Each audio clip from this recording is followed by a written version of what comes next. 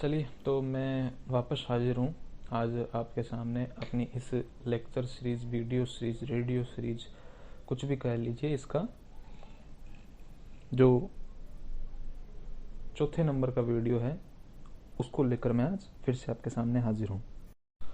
तो अपन अब तक एक बड़ा हिस्सा पढ़ चुके हैं अगस्त के करंट अफेयर का। अपन ने नेशनल करंट अफेयर लगभग पूरे देख लिए हैं। कल अपन ने इंटरनेशनल करंट अफेयर देखे थे और साथ ही में कुछ और इम्पोर्टेंट फैक्ट्स कल अपन ने देखे थे। चलिए आज का शुरू करते हैं अपन। अब अपन थोड़ा देखेंगे कि अगस्त में कौन सी महत्वपूर्ण नियुक्तियां हुई हैं, कौन कौन सी महत्वपूर्ण अपॉइंटमेंट्स हुई है जो अपने एग्जाम के लिहाज से इम्पोर्टेंट हो जाती है। जैसे जो आप जानते होंगे कि पूरे भारत की जो सबसे बड़ी प्रशासनिक पोस्ट होती है, मतलब पूरे भारत का जो सबसे बड़ा आईएएस अधिकारी होता है वो कैबिनेट सेक्रेटरी, कैबिनेट सचिव होता है। तो उस पोस्ट पर अभी अगस्त में नियुक्त हुई राजीव गौबा जी को कैबिनेट सेक्रेटरी बनाया गया। और आप जानते हैं कि हमारे यहाँ देश में मानवाधिकारों की रक्षा, नैतिकता को बनाए रखने के लिए कुछ आयोग बनाए गए हैं, जैसे लोकपाल, मानवाधिकार आयोग, महिला आयोग वगैरह वगैरह। इन्हीं में से एक है केंद्रीय सतर्कता आयुक्त या केंद्रीय सतर्कता आयोग, जो भ्रष्टाचार को रोकने का प्रयास करता है सिविल सेवकों में, बेसिकली सिविल सेवकों में। तो अभी केंद्रीय सतर्कता आयुक्त की नियुक्ति हुई, सुरेश एन पटेल को नया केंद्रीय सतर्कता आयुक्त बनाया गया। और डीआरडीओ, आप जानते हैं हमारे यहाँ दो संस्थाएं हैं जो कुछ एक जैसी सी है, एक जैसी तो नहीं है पर अक्सर पढ़ने में एक जैसी सी लगती है। एक है इसरो और एक है डीआरडीओ। इसरो स्पेस की रिसर्च करती है, डीआरडीओ हथियारों की रिसर्च करता है, तो दोनों बिल्कुल अलग चीज है। तो अभी हाल ही में डीआरडीओ के अध्यक्ष बदले गए, अध्यक्ष चेंज हुए और जो नए अध्यक्ष बने वो है समीर कामत, समीर कामत। और इन्होंने जिनका स्थान लिया था, मतलब जो पहले थे वो जी सतीश रेड्डी जी थे। सतीश रेड्डी जी की जगह अब कौन आ गए? समीर कामत। चलिए अगली बात करते हैं।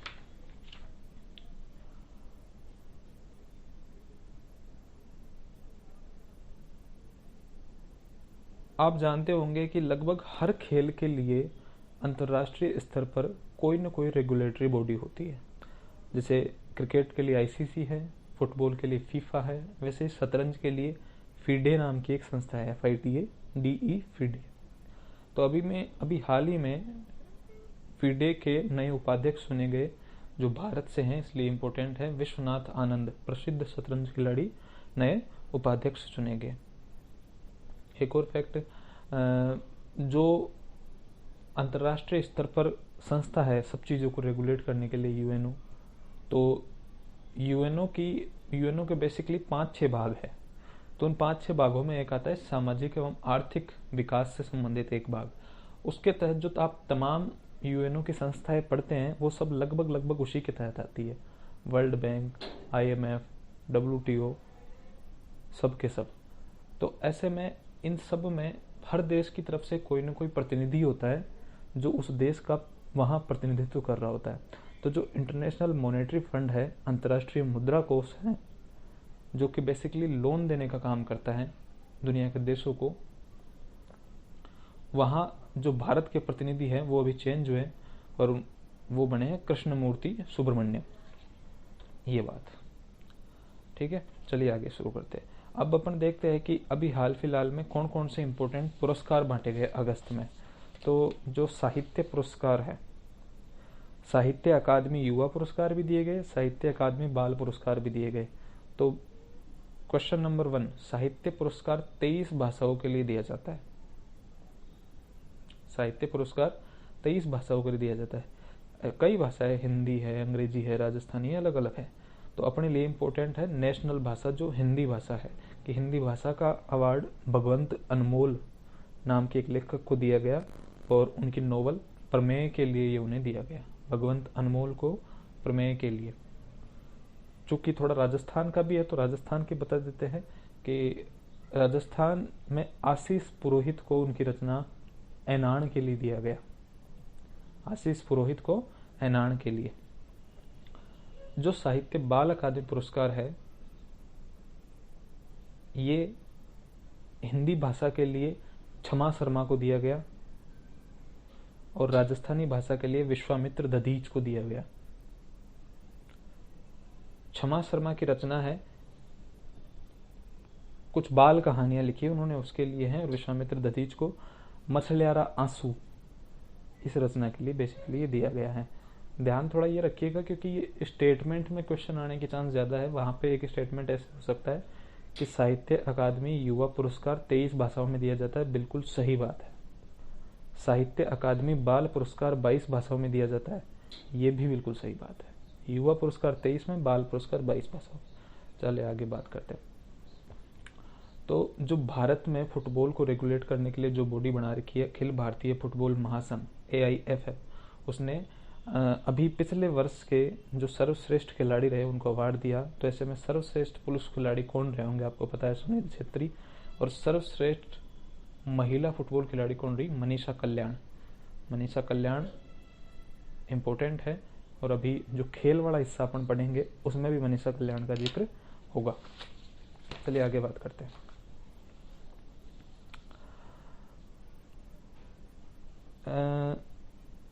अमेरिका में एक अवार्ड दिया जाता है हेरिटेज वॉल ऑफ फेम, मतलब वहां पर एक दीवार बनाई हुई है हेरिटेज वॉल नाम से, वहां जिसका नाम लिखा जाता है तो वो एक तरीके के अवार्ड की तरह होता है। तो एक भारतीय रामधर सिंह का वहां नाम लिखा गया है।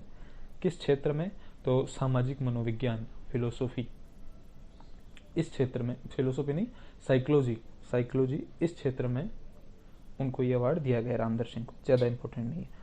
इंपॉर्टेंट ये है, आप जानते हैं यूनेस्को के द्वारा शांति पुरस्कार दिया जाता है जिन्होंने विश्व में शांति के लिए सराहनीय प्रयासों के लिए। तो आप जानते हैं कि यूरोप शरणार्थियों की समस्या से काफी समय से पीड़ित रहा है। तो ऐसे में ही यूरोपीय देश जर्मनी की जो चांसलर थी पहले की, जो जर्मनी की शासनाध्यक्ष थी अंजेला मार्केल, क्या नाम है, अंजेला मार्केल, उनको ये दिया गया क्योंकि उन्होंने बहुत अधिक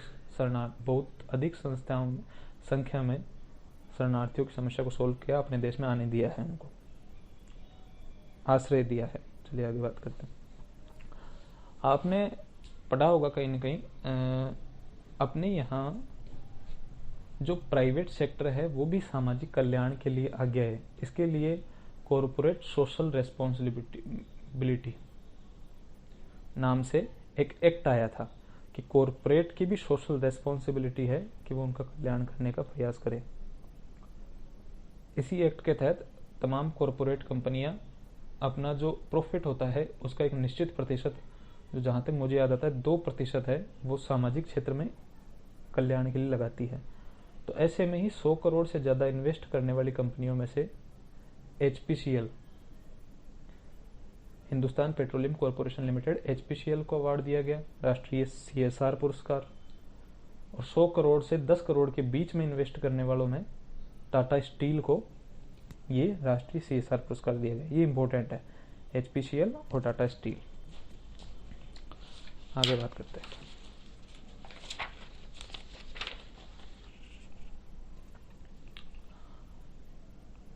भारत में उन विदेशियों को भी अवार्ड दिया जाता है जो भारतीय संस्कृति का प्रचार प्रसार करते हैं। तो ऐसे में ही कनाडा के एक विद्वान जेफरी आर्मस्ट्रॉन्ग, नील आर्मस्ट्रॉन्ग थे ना कुछ वैसे, जेफरी आर्मस्ट्रॉन्ग को इडोलॉजिस्ट पुरस्कार दिया गया। क्वेश्चन आ सकता है इडोलॉजिस्ट पुरस्कार का संबंध है संस्कृति प्रसार से। इडोलॉजिस्ट पुरस्कार दिया गया आर्मस्ट्रॉन्ग को, कनाडाई विद्वान आर्मस्ट्रॉन्ग को। देता कौन है, तो भारतीय सांस्कृतिक संबंध परिषद। आप समझ जाएंगे जो संस्कृति से जुड़ी कोई भी कमेटी है वो देती है। अगस्त में भारतीय सेना के एक ट्रेंड कुत्ते डॉग को, जिसका नाम एक्सल था, उसको मेंशन इन डिस्पैच अवार्ड से सम्मानित किया गया। ये थोड़ी हटके बात है, ज्यादा इंपॉर्टेंट नहीं है, पर थोड़ा सा रख लीजिए कि एक्सल नाम के कुत्ते को मेंशन इन डिस्पैच किया गया। 1999 में जो कारगिल अभियान हुआ कि पाकिस्तानी सेनाओं ने कारगिल पहाड़ियों पर कब्जा कर लिया और भारतीय सेनाओं ने उन्हें खदेड़ा, तो वहां पर एक पहाड़ी थी जिससे इस नंबर से जाना जाता था 0.5140। अब उसका नाम बदलकर उन शहादतों की याद में गन हिल कर दिया है। तो ये थोड़ी सी विशेष बात है, गन हिल कर दिया है। आगे बात करते हैं। लगभग हर क्षेत्र को लेकर इंटरनेशनल लेवल पर कंपटीशन होता है। भले आप किसी खेल को ले लो, भले आप किसी फिल्म को ले लो, किसी भी क्षेत्र को ले लो। ऐसे में जो खगोल शास्त्र है, जो अंतरिक्ष का अध्ययन है, एक तरीके से खगोल शास्त्र है जो, उस मामले का ओलंपियाड विश्व में हुआ और ये जॉर्जिया में आयोजन हुआ इसका, और इसमें पहले नंबर पर ईरान रहा है और तीसरे नंबर पर भारत रहा है। तो रैंक इंपॉर्टेंट क्या है? तीसरे नंबर पर भारत, पहले नंबर पर ईरान। चलिए, अच्छी बात है। अब कुछ प्रमुख युद्धाभ्यास हुए अभी, वॉर ट्रेनिंग हुई। तो वॉर ट्रेनिंग से क्वेश्चन आते हैं, तो थोड़ा सा इसको भी देखते हैं। तो एक वज्र प्रहार नाम से एक वॉर ट्रेनिंग हुई जो भारत और अमेरिका के बीच में हुई। एक उदार शक्ति नाम से वॉर ट्रेनिंग हुई जो भारत और मलेशिया के बीच में हुई। एक अल नजाह नाम से वॉर ट्रेनिंग हुई, अल नजाह, जो भारत और ओमान के बीच में हुई। एक विनबेक्स नाम से वॉर ट्रेनिंग हुई, विनबेक्स, VINBAX, भारत और वियतनाम के बीच में। ध्यान रखने का एक तरीका है, विन कहीं ना कहीं वियतनाम से मिलता जुलता शब्द है, तो विनबेक्स भारत और वियतनाम। इसके अलावा अभी इन दिनों अगस्त के महीने में बहुपक्षीय युद्धाभ्यासों का भी बहुत चलन है। मतलब बहुत से देश मिलकर युद्धाभ्यास करते हैं, वॉर ट्रेनिंग करते हैं ताकि खुद को बेहतर बना सके। एक ऐसी ही वॉर ट्रेनिंग रूस ने आयोजित की जिसका नाम वोस्टॉक था। एक ऐसी ही वॉर ट्रेनिंग ऑस्ट्रेलिया ने आयोजित की जिसका नाम पिच ब्लेक था। क्या नाम था? Pitch black. तो बस ये हो सकता है कि वोस्टॉक किस देश से संबंधित है? रूस। और पिच ब्लेक किस देश से संबंधित है? ऑस्ट्रेलिया। ये क्वेश्चन एक बन सकता है। चलिए आगे बढ़ते हैं।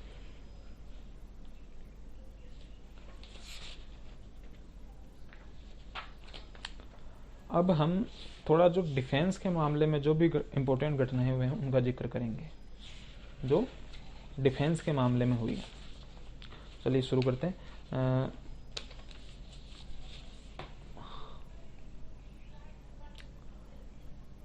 एक्चुअल में इसरो के द्वारा एक म्यूजियम बनाया गया है अंतरिक्ष से संबंधित। इसरो के द्वारा अंतरिक्ष से संबंधित एक म्यूजियम बनाया गया है जिसमें वर्चुअल तरीके से, आभासी तरीके से चीजों को प्रस्तुत किया जाएगा। उसका नाम है स्पार्क, SPARK, स्पार्क। क्वेश्चन आएगा स्पार्क क्या है? तो एक म्यूजियम है। एक है कि अभी भारतीय नौसेना में 2 विमान वाहक पोत या जहाज है, 2 विमान वाहक जहाज है। एक का नाम है INS विक्रांत और एक INS विक्रमादित्य। INS विक्रांत स्वदेशी है, मतलब अपने खुद के देश में बनाया गया है। तो अभी INS विक्रांत का थोड़ा इंपॉर्टेंट है, आप समझ सकते हैं। तो INS विक्रांत को डिजाइन किसने किया है, INS विक्रांत को बनाया किसने है, ये चीज थोड़ा इंपॉर्टेंट हो जाती है। तो INS विक्रांत को डिजाइन किया है worship design bureau. Worship design bureau ने, जो नौसेना का ही एक भाग है। क्वेश्चन कुछ भी आ सकता है। क्वेश्चन ये आ सकता है कि INS विक्रांत DRDO द्वारा डिजाइन किया गया है, तो ये कथन गलत है। क्वेश्चन सही ये है कि INS विक्रांत वॉरशिप ब्यूरो के द्वारा डिजाइन किया गया और इसको बनाया किसने है? तो कोचीन शिपयार्ड लिमिटेड नाम की कंपनी ने, कोचीन शिपयार्ड लिमिटेड नाम की कंपनी ने। और इस INS विक्रांत के उद्घाटन के साथ ही नौसेना के नए ध्वज, जिसका नाम निशान है, उसका उद्घाटन भी किया गया, उसका अनावरण भी किया गया। और बात करते हैं।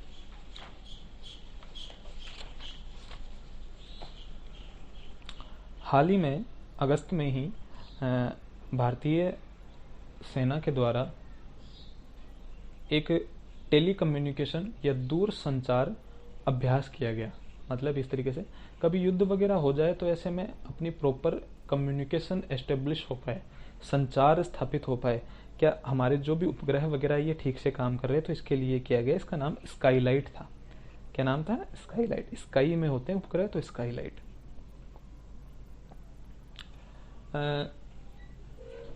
9/11 की जो घटना थी उसमें जो आतंकवादी संगठन एक्टिव था वो अलकायदा था।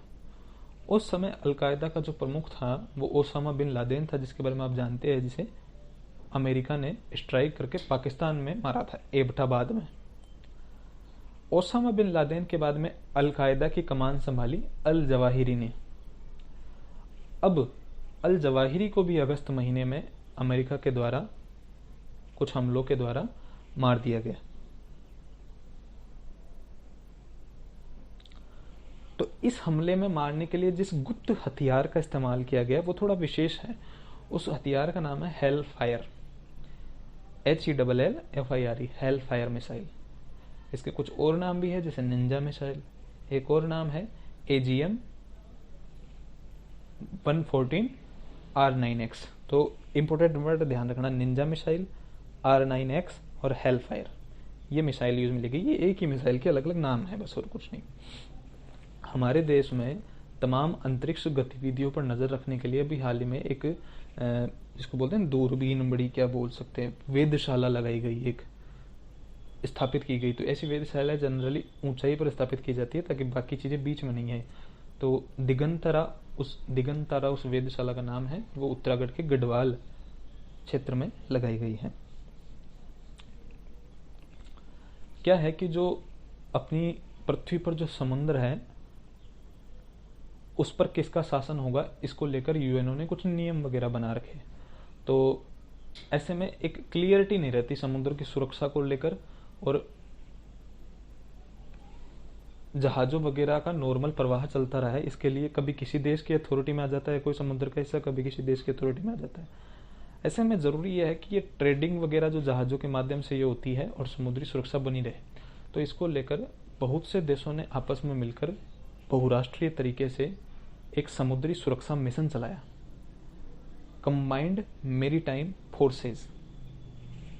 कंबाइंड मेरीटाइम फोर्सेज शब्द से मेरीटाइम मतलब समुद्र, कंबाइंड मतलब साथ में। तो इसमें जो लीडर का रोल निभाया वो यूएस ने निभाया। और कंबाइंड मेरीटाइम फोर्स एक्चुअल में ये एक इंस्टीट्यूट है कि ये समुद्र का ध्यान रखने का काम करता है, सुरक्षा का काम करता है। बहरीन में इसका मुख्यालय है। करंट में इसलिए पड़ रहा है क्योंकि भारत ने इसमें थोड़ा साथ दिया है इनका, भारत इसमें साथ आया है कंबाइंड मेरीटाइम फोर्सेज में, और अभी इसमें 34 देश शामिल है। चलिए आगे बात करते हैं। जैसे चंद्रयान वगैरह, ये सब अपने चंद्रमा से संबंधित मिशन थे, चंद्रमा को भेजने के मिशन थे, लूनर मिशन थे। तो ऐसे में दानुरी नाम का एक मिशन साउथ कोरिया ने अभी चंद्रमा के लिए लॉन्च किया है। क्वेश्चन आएगा दानुरी मिशन का संबंध है, नॉर्थ कोरियन नहीं, साउथ कोरिया ने, दक्षिण कोरिया का मानव रहित चंद्रयान मिशन। ध्यान रखिएगा मानव रहित है, चलो अच्छी बात है। दक्षिण कोरिया है, ध्यान रखिएगा, गलती से मैंने नॉर्थ कोरिया बोल दिया था। आगे बात करते हैं। जो बालाकोट एयर स्ट्राइक वाली घटना है उसमें जो विमान वगैरह यूज हुए थे, आपने जाना कि वो रेडार से बचते हुए आए, वहां बम वर्षा की और वापस आ गए। तो ऐसे जो विमान होते हैं ना, इनको बोलते हैं स्ट्रेटेजिक बॉम्बर। तो भारत के पास टैक्टिकल बॉम्बर तो है, टैक्टिकल बॉम्बर, लेकिन टैक्टिकल बॉम्बर भी है, फाइटर जेट वगैरह भी है, पर एक विशेष प्रकार के स्ट्रेटेजिक बॉम्बर होते हैं ये। इनमें क्षमता होती है कि रडार से बचते हुए जाते हैं, काफी ऊंचाई पे उड़ते हैं, और जहां जहां इनको बम वर्षा, चुपके से दुश्मन देश में जाके बम वर्षा करके वापस आ जाते हैं। तो भारत के पास ऐसा कोई स्ट्रेटेजिक बॉम्बर नहीं था, तो भारत ने रूस से Tu-160 नाम का स्ट्रेटेजिक बॉम्बर खरीदा। तो नाम अजीब है, अजीब क्या, नाम तो नॉर्मल, ये मैंने अजीब बना दिया। तो Tu-160, Tu-160 इसका नाम है, Tu-160 स्ट्रेटेजिक बॉम्बर। और इसके कुछ और नाम भी है, व्हाइट स्वान इसका एक नाम है, ब्लैक जैक इसका एक नाम है। व्हाइट स्वान इसको जनरली रूसो पुकारता है, और ब्लैक जैक नाम से इसको नाटो संबोधित करता है। ब्लैक जेट, व्हाइट स्वान, Tu-160, 6 Tu-160 विमान खरीदे अपन ने, 6। चलो अच्छी बात कर।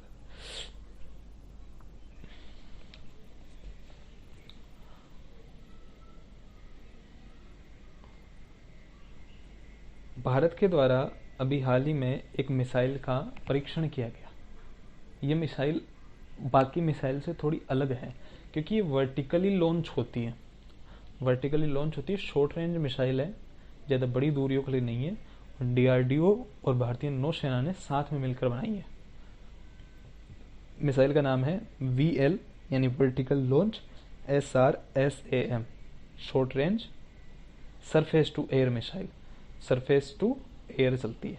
क्वेश्चन क्या आ सकता है कि VL SRSAM को किसने बनाया है? तो DRDO प्लस नौसेना। वर्टिकल लॉन्च मिसाइल है। क्या ये एयर टू एयर है? क्या ये एयर टू सरफेस है या सरफेस टू एयर है? तो ये सरफेस टू एयर प्रकार की मिसाइल है। एक और बात करते हैं। हाल ही में भारतीय सेना में एक टैंक शामिल किया गया जोरावर नाम का। एक नहीं, कई टैंक शामिल किए गए। ये वजन में हल्के हैं और पहाड़ों पर चलने के लिए काफी अच्छे हैं। तो जोरावर क्या है? तो क्वेश्चन ऐसा है, जोरावर क्या है? तो सेना का हल्का टैंक। आगे बात करते हैं।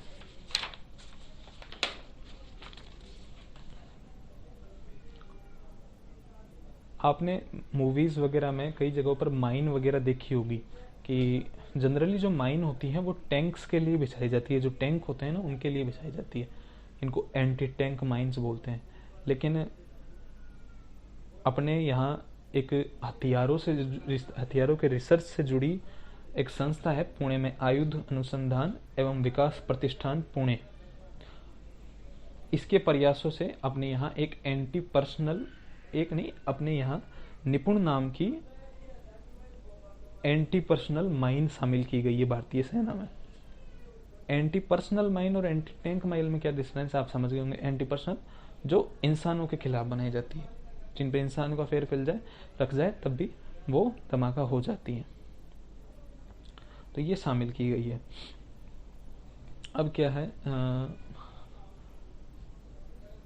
जैसे आजकल अपन देख रहे हैं कि ये जो ड्रोन टेक्नोलॉजी है, ये कृषि क्षेत्र में बड़ा उन्नति का काम कर रही है।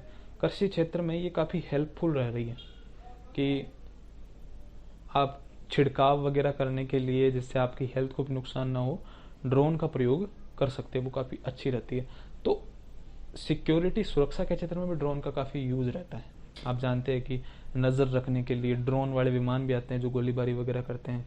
तो ऐसे में ऊंचे क्षेत्रों, हिम क्षेत्रों पर ड्रोन का किस तरीके से यूज किया जाए, इसको लेकर प्रॉपर टेक्नोलॉजी अभी तक नहीं आ पाई है।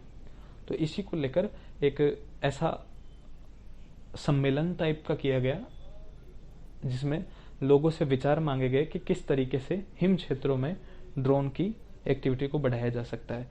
तो इसका नाम था हिम ड्रोनेथॉन कार्यक्रम। क्या नाम था? हिम ड्रोनेथॉन कार्यक्रम।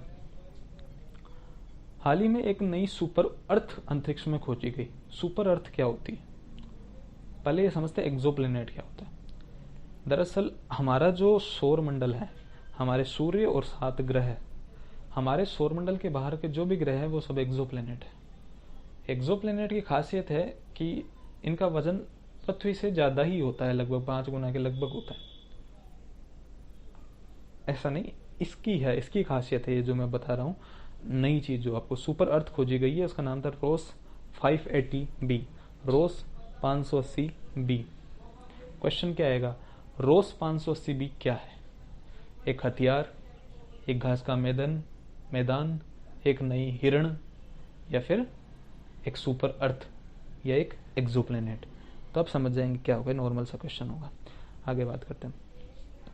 हमारी जो आंख होती है, आंख के अंदर जो जस्ट सामने आपको दिखाई दे रहा है उसको कॉर्निया बोलते हैं।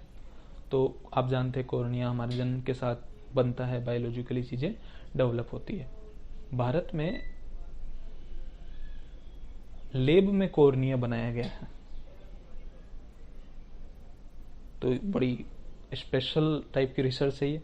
तो कहाँ बनाया गया है ये बनाया गया है 3D प्रिंट से बनाया गया। 3D प्रिंटेड कॉर्निया विकसित किया गया है IIT हैदराबाद में। थोड़ी सी विशेष हो जाती है अपने आप में IIT हैदराबाद, और साथ में एक और संस्था है centre for cellular and molecular biology. अजीब ही इसलिए लगेगा क्योंकि चलो ये मोलिक्यूलर सेल्यूलर बायोलॉजी वाली संस्था तो ठीक है, पर आईआईटी हैदराबाद तो टेक्नोलॉजी से जुड़ी चीज है, आंख का कॉर्निया तो बायोलॉजी से जुड़ी चीज है, तो ये इसमें शामिल हो जाना थोड़ा इसको अलग बना देता है ना। तो क्वेश्चन कुछ ऐसा आ सकता है कि 3D कॉर्निया विकसित करने में योगदान है। फिर अगर आपका ये पढ़ा हुआ नहीं होगा, वहाँ ऑप्शन में आईआईटी हैदराबाद होगा, तो आप ये सोचेंगे कि आईआईटी हैदराबाद तो नहीं होगा, क्योंकि तो टेक्निकल चीज़ है, बायोलॉजी से जुड़ी चीज़ है, तो ऐसा नहीं होगा। तो आईआईटी हैदराबाद शामिल है, और ये प्राकृतिक है। हमने 3D प्रिंट किया है, ये बात सही है, पर फिर भी ये प्राकृतिक है, कम कृत्रिम नहीं है। आपने देख लिया कोरोना आया, कोरोना जो वायरस था, वायरस के कई स्ट्रेन होते हैं, उनमें कोरोना वायरस का एक मूल स्ट्रेन था, पहले वो एक्टिव था। फिर धीरे धीरे देखिए अपने कोरोना के नए नए रूप आए, ओमिक्रॉन आया, तो ओमिक्रॉन का एक उस मूल स्ट्रेन के अलावा एक अलग स्ट्रेन था, वो थोड़ा एक्टिव ज़्यादा हुआ।